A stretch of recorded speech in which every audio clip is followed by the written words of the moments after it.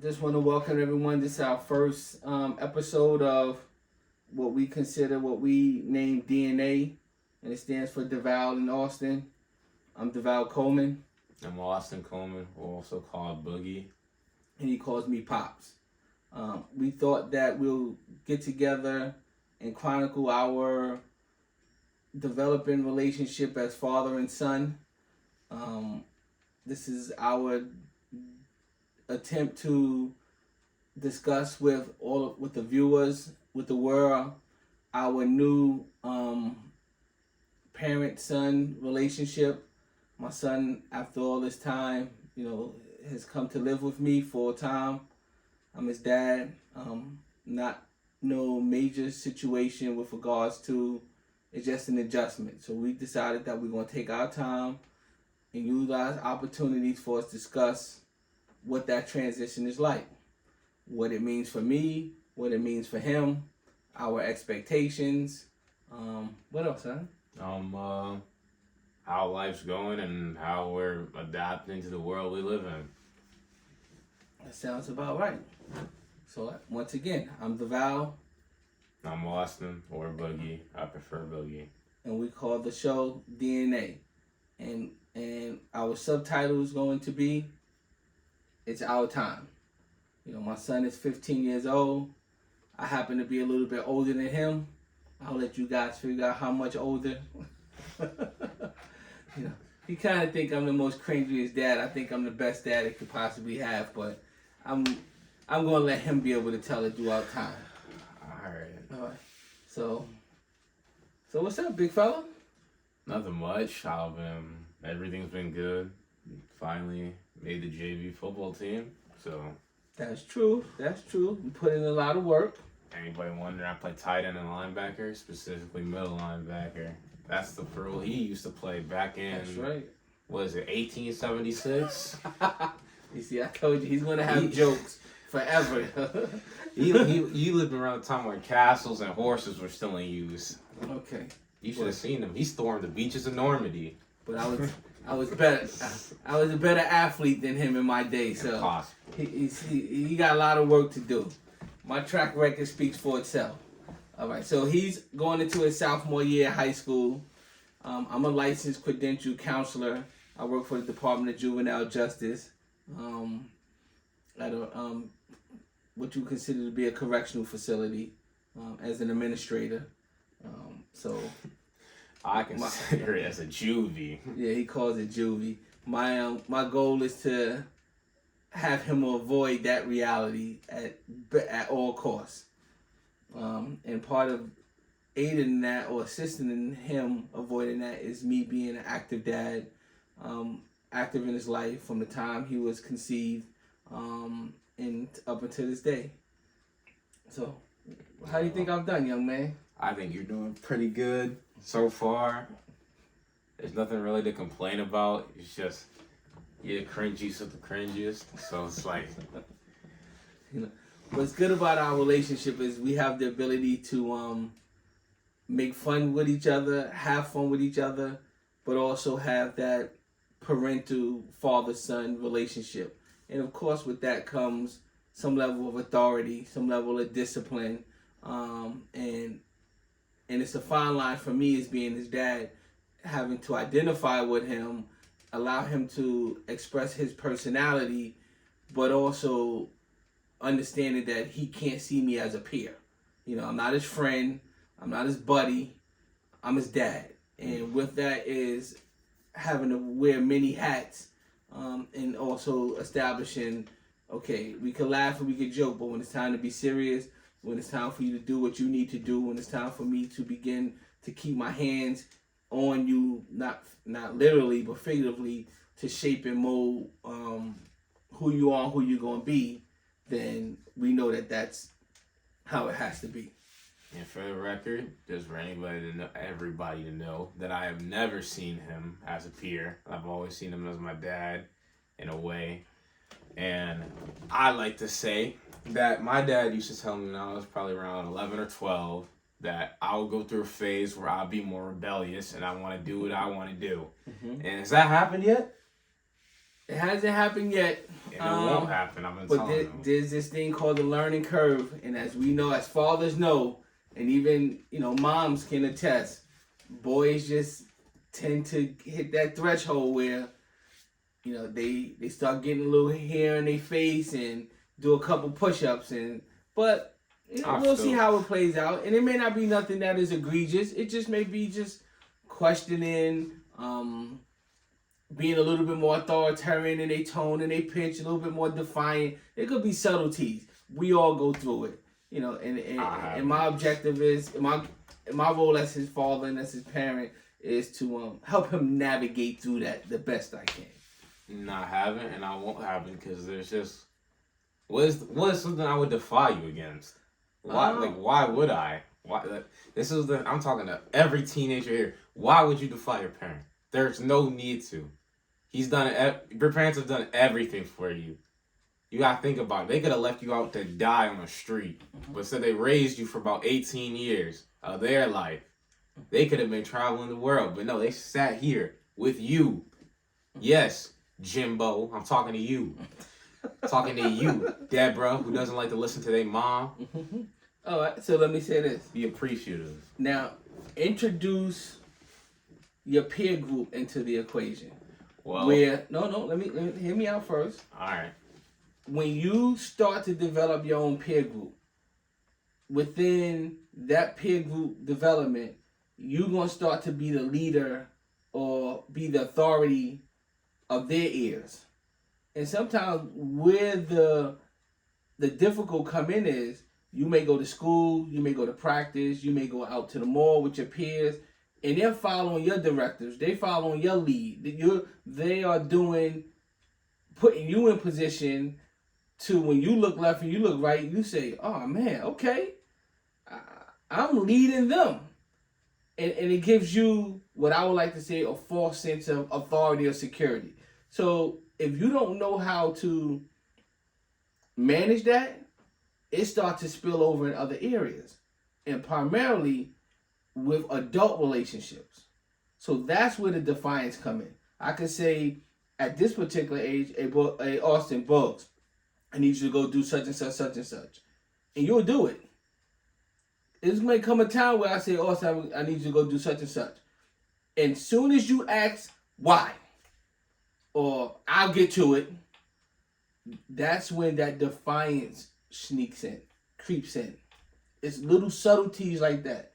It may not come across as, or you may not manifest it like, no, I ain't doing it, forget it, da-da-da. It may not be that way. It just may be subtleties. And now you introduce the male-female dynamic into it.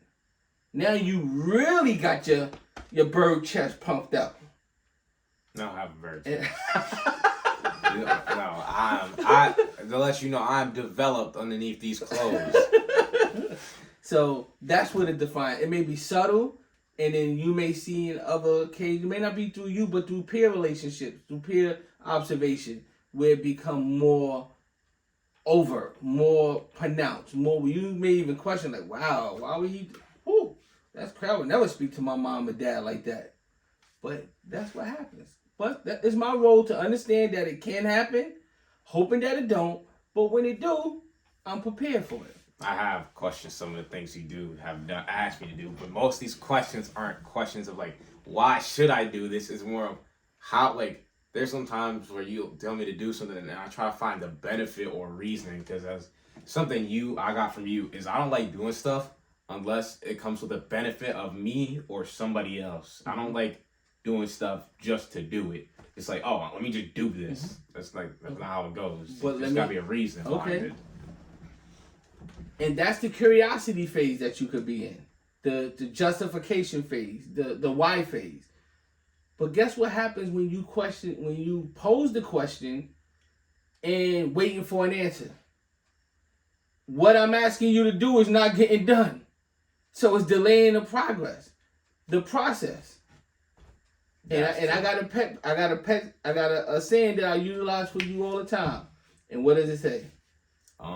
Less talking. Oh yeah, less talking, more working. More doing. When you're talking, you're not doing anything. Less talking, more doing. Let's get it done, and then we can get to the whys.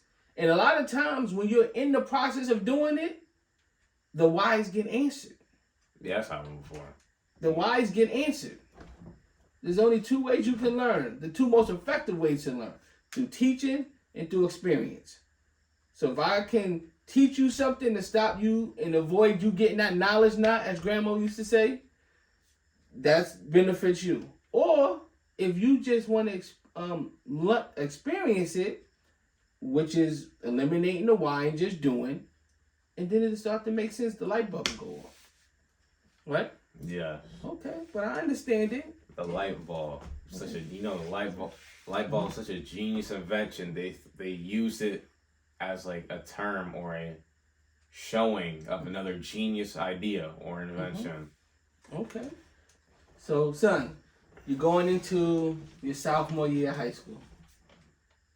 What's your expectation? No. Before we get into school, now that you're full time in our house, because we spent, there hasn't been a long period of time where we've been out of each other's presence. Part of, our parental agreement when me and your mom split, I would get you Thursdays and every other weekend. Now it's every day, you and I. And I don't see my mom no more because she's in North Carolina living it up, and I'm happy for her. How do you feel about that? When you say, how do you feel about that? Honestly, there was two options. I had two options. Either I stay here with him in New York and do what I'm doing here and just chilling, going to the same school, staying in the same peer group, or I move down south with my mom and my sister, meet a whole different bunch of people, and just be in a different state. But one of the reasons why I didn't want to do it is because a lot of people that live up north, like Illinois, New York, Michigan, all them people that live in New York, or up like top of the country, they all moved down. So it's not like you're gonna be the only one from New York. There's gonna be a bunch of people from there that are moving south. That's good insight. Because guess what? Guess what? This is South has the North doesn't have. What? Suburbs, and better real estate and better property management. You can have property costs less down there.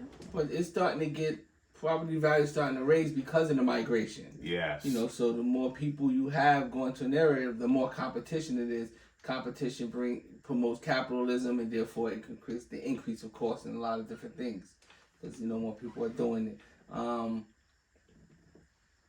But I'm gonna say to you that from the time you were born and your mom and I split up, we had always agreed that there was gonna come a time where I will begin to be the primary parent.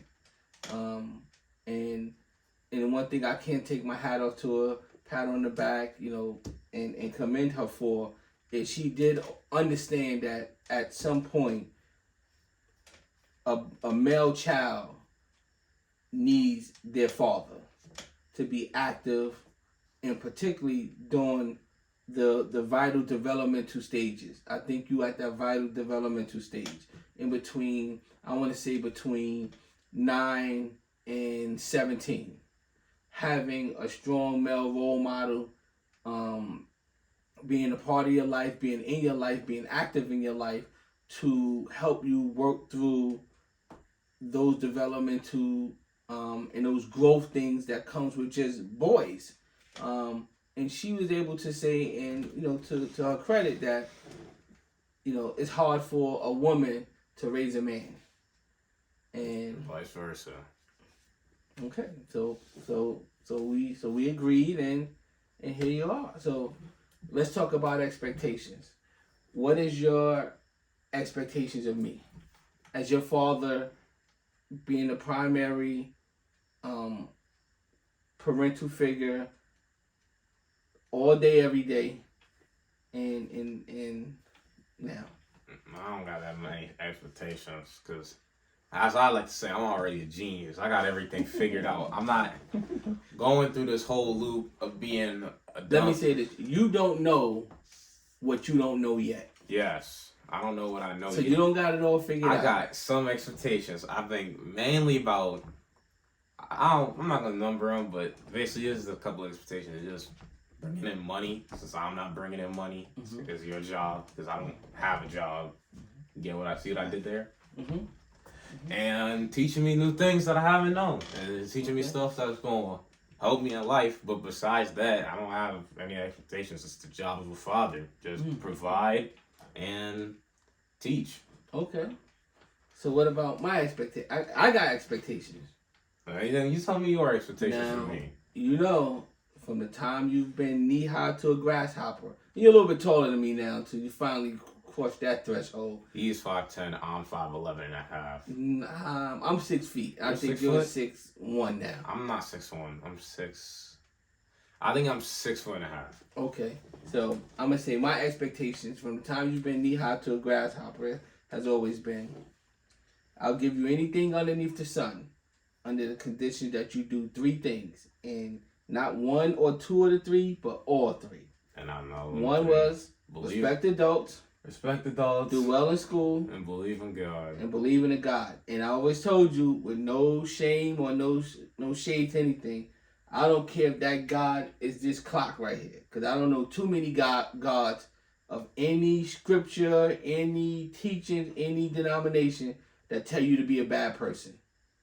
So believe in someone higher than you, or a higher power, or a force of energy that can help guide your steps to do benevolent and righteous and right things. And so far, you checked those boxes. Except school. But it's going pretty well in school. All right, so what I'm hearing you say now is you know you can do better. That's what that tells me. I got it. I think I got E+ and A's in all my classes except Spanish. Okay. I hate Spanish. I know I don't like to use the word hate, okay. but I will but you use just it. Did. I hate Spanish with a burning passion. Okay. Doesn't matter how good the teacher is. Spanish is just not a fun class. All right, so we're going to try to... So you mean to tell me you found something that's defeating you? Yes. Oh, man, you can't be defeated. You're a Coleman, champ. Well, I'm not defeated since I passed the class. Okay. So I'm not defeated. Okay. All right. It's merely a setback. Mm-hmm. So we got... So far it's been about... What are we going on? About a month now? Since your mom... Yeah, probably migrated south and you've been active in... So, probably about 2 months. About 2 months? Okay, yeah. This time is just going by so fast. Oh yeah, you went from what, a 12 shoe to a 13. That's for sure. I was wearing the 12 shoe. You just didn't realize. Yeah, and then we just went ahead. Your foot grew a whole inch in 2 months. Yes. Yep. So that's also cool. Corona inch in 2 months. So I used to be 5. The last time I went to the doctor was 2 months ago, and I was 5'11". Okay. Now I'm 6'1.5". Okay. Yeah. So guys, we're going to chronicle our journey probably once a week, every other week. We hope that you follow us, share, communicate, learn something from our discussion points, what we talk about, our activities, our interests, our role as father and son, DnA, DeVal, and Austin. And we thought that was a cool name because when my son was real young, probably starting around 6, 7 years old, and anytime he would do something and it would resemble something that I would do, or somebody would point out, mainly me or his mom, or your dad does the same thing, he used to always say, I know, because I have my dad DnA. So, and just so ironically, DnA, DeVal, and Austin, that's our initials, and it's our time. It's us. Come on. Just to break in real quick, I want to say for the record that I have stopped using that phrase that I have my dad's DNA, mainly because I noticed that I'm starting to forge my own path and doing stuff that you don't do. Okay. So it's in a weird way where I'm doing stuff that you don't do, and I'm doing stuff that my mom doesn't do, but I still do stuff that both of you do, and I do stuff that only I do. Which is true. He's just not as handsome as me, but he's working on it. Impossible. You've been saying that for 5 years now, ever since I was 10 years old. Please, if you're watching this, rate who you think looks better. Who do you think looks better? Because I know it's me. You see these pictures right here? That's me with dreadlocks. When I had my dreads in, I was a 10. Actually, no, I wasn't a 10. I don't believe in 10s. Right. I always believed I was around a 7 with dreads. You know why? Why? Anybody that says they're a 10 and a 10 means that means that you have no room for improvement. If you're a 10, that means you have no room for improvement. Okay. And there always is. All right. I like that. Me personally, though. Come on. I'm a 10, but I can always go for 20. All right. Go. Hey, because remember what I've been telling you. We go top shelf. Top shelf. We don't slouch in nothing. All right, guys. So we'd like to say thank you for joining us and watching this episode. We're hoping that you stay with us. You celebrate our progress, our parenting, father and son relationship, its growth, its development, and if it all it inspires any of you guys to become more active in your kid's life, or you want to sit down and watch our discussion points with your child, whether it be father son or mother daughter or whatever, which one of the titles it there. Can be grandpa and uncle. Yes. It doesn't matter. Just we take it as we want to inspire you to do this, because knowing who your child and knowing who your as a guardian is important. You don't want to grow apart from each other, because that leads horribly. Yes. Don't do it. Yeah. Don't grow apart from whoever raised you, as they have taken on a lot of their life to make sure your life is good. Yep. And sorry for the this episode. The first episode is going to be shorter than most, because we're not getting into anything. We're introducing ourselves, but as more episodes go on, we'll get into longer and longer episodes. So I say the episode's probably going to be around probably like 10 up to 10 minutes. It was a really short episode, probably up to like 30 or even 40 if we get really in depth with things. Yes. Anyways, as my father has said, thank you for tuning in to DnA, and I appreciate all of you that watch it, and I know he really does appreciate it. So it was his idea. Yes, my idea. I just thought that as a helping professional, which I am, I always look for opportunities and entities that can benefit others, because I believe part of having a strong faith and a belief is understanding your value in terms of what you can give and what you can do for others, and removing selfishness. I think that's what growth is. That's what prosperity means, and I believe that success is wrapped around how much you laugh and how much you can inspire other people, not necessarily monetary gains. So with that being said, we're going to sign out, and anytime me and my son part from each other, we have a signature gesture that we do, and it stands for 2, 2, 1. All right? Thank you. And before we sign out, real quick, a message from me. Stop looking down at yourself. Stop having self-pity for any one of you. I don't care if you're 95 years old or if you are 4 years old and you clicked on a random YouTube video. Look at life in a bright side. Do not look like everything could be worse. Don't think everything could be better, but think everything could have been worse, and it's going to get better. Stop being so self-pity-ish and look at the bright side of life. Example, you might have gone and something happened to your family member. Something might have happened. They're in the hospital. Something's going on. Think of the bright side, that it could have been worse and it's going to get better. As long as you think in those two mindsets, it could have been worse, it's going to get better. Life is good. Life is short. Enjoy it. That's what I'm trying to say. Don't wrap yourself in problems, but wrap yourself around solutions. Sounds good. Believe it or not, he sounds like his dad. I look like my uncle. Okay, yeah, that's true. Well, we'll meet him too. We will. He's very inspirational as well, in my son's life as well. So he's the one who named him Boogie before he was born. But we'll discuss him and some of our other family members and people who play integral parts in his growth, his development, my growth, and my development. So with that being said, have a great rest of your day, and we'll be in touch. DnA. Peace.